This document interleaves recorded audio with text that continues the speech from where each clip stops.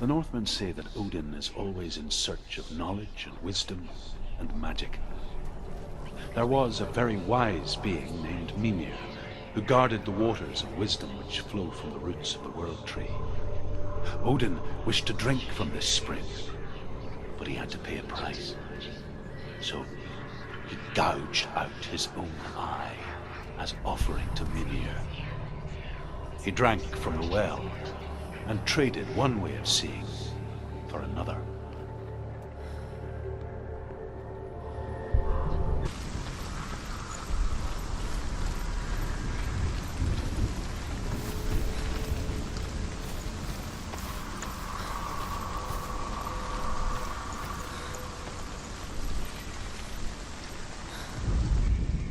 The Northmen say that Odin has two ravens.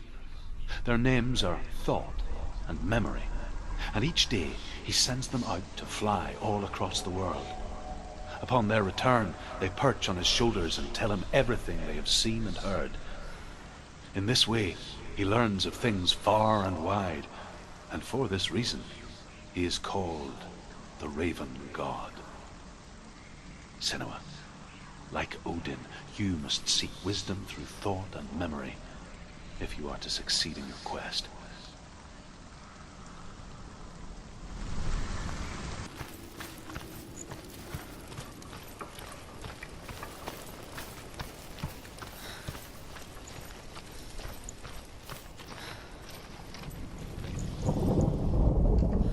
The Northmen say that what we see as a rainbow is the bridge that goes from the world of men to the world of the gods. For now, they say the frost giants and the mountain giants cannot cross it. But they say that when Ragnarok comes, not a thing in this world will be safe.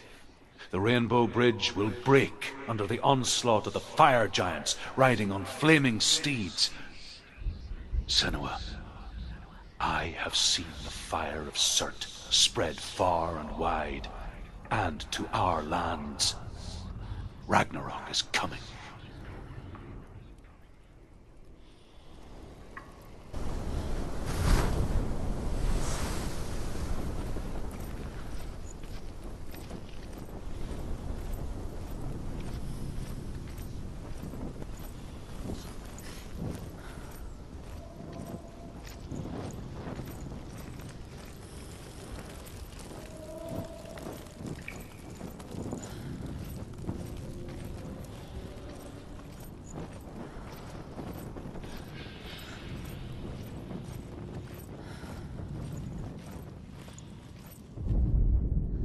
Within the burial mound, Hervor calls on her father to wake from death and bring her his sword.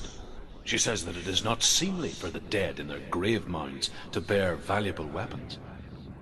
Her father answers with words of warning. You go to your doom. Baleful runes surround you. You have gone mad. You have lost your mind. Your thoughts are confused. It is dangerous to wake the dead. Like I said, she reminds me of you.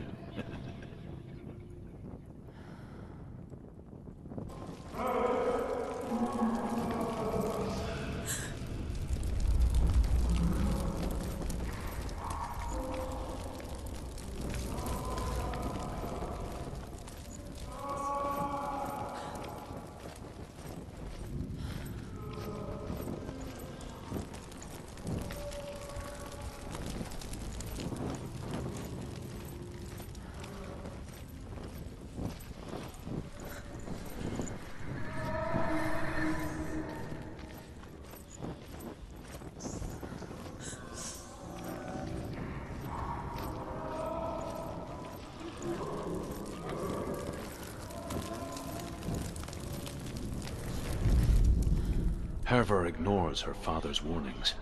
The grave mound opens, and it seems to be full of fire. Again, Hervor demands her inheritance, but her father warns her that the sword is cursed and would be the bane of her family. But he relents and brings her the sword. She leaves the island with it, but the curse holds true, and death would follow in the years to come. And so, Senua, the misdeeds of a father have cursed his daughter.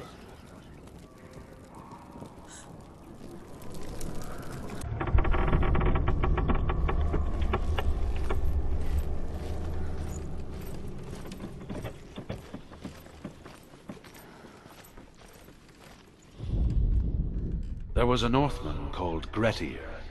Big, red-haired, immensely strong. But he was afraid of the dark. It happened one night that an undead creature came to his house to drag him outside into darkness and kill him. He resisted with every ounce of his strength. He clung to the doorframe, but it gave way, and they spilled out of the house, and the monster fell back, and the moon shone down on its ghastly face. Grettir, terrified, cuts off its head, but is cursed forever. From that moment on, wherever he was, he would see those hideous eyes staring back at him. Sometimes we allow our own fear to haunt us to our grave.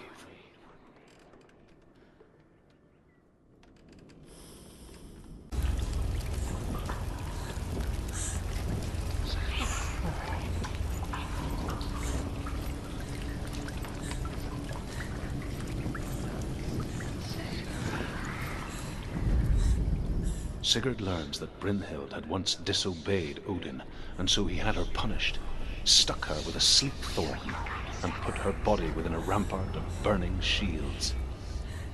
Only a man who knew no fear would ever reach her. But like me, Sigurd is fearless and passes through the flames, just as I did, and wakes the sleeping warrior girl. She teaches him the secret wisdom of runes, namely victory runes, ship runes, runes for persuasion, runes for truth, runes for healing and help, runes for perception and power. Like Sigurd, the greatest young warrior of the North, you must learn the secrets of the runes to fight amongst the gods in Hell.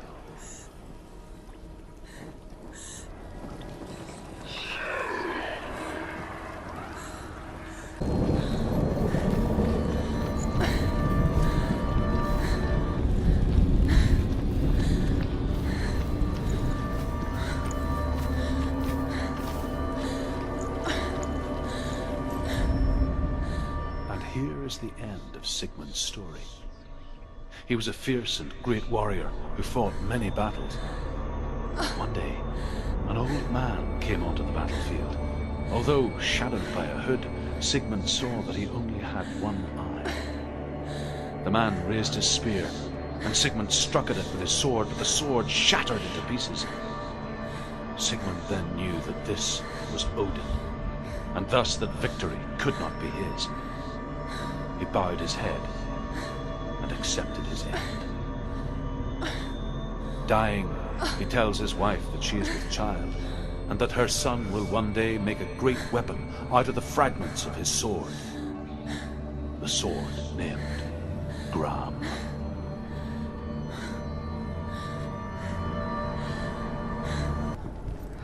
Oh, this place is not quite like that. It's as if it knows that true torment lies within. Memories you cannot defeat, cannot escape. This is her hell.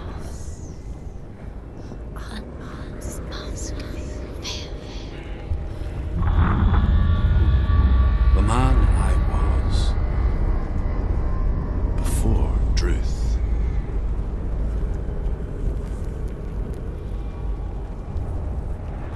was a true coward, Senua. I was well-traveled. I spoke both their tongue and ours. took me as a slave. I thought I could help to broker peace, or at least stay their hands from slaughter. But under torture, I did no such thing. I led them to the treasures and slaves they sought. But I wasn't the only one.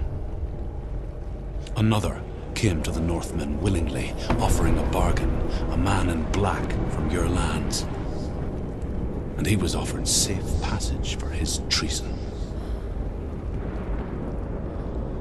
In the end, Senua, it isn't the gods that cause us so much suffering.